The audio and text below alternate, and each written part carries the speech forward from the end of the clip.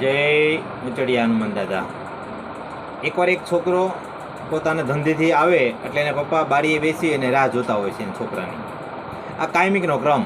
છોકરો જેવો ધંધેથી આવે તો એના પપ્પા બારીએ બેસીને એની રાહ જોતા હોય છે.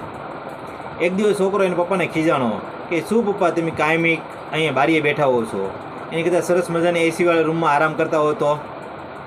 ત્યારે એના પપ્પાએ સરસ વાત કીધી કે બેટા, હું ધંધે જતો અને ત્યારે તું નાનો એવો હતો, ત્યારે તું આ બારીના સળિયા પકડી અને ઊભો રહેતો અને મારી આવવાની રાહ જોતો.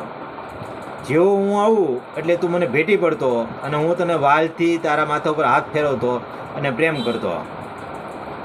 અત્યારે ખાલી એટલું જ બદલાણું છે કે ધંધે તું જાશો અને હું રાહ જોઉં છું. પહેલાં હું ધંધે જતો અને તું મારી રાહ જોતો. એટલું સાંભળી અને છોકરાની આંખમાં જળજળી આવી ગયા અને પ્રેમથી પોતાના પપ્પાને ભેટી પડ્યો. સાહેબ, બાપ તો બાપ હોય છે.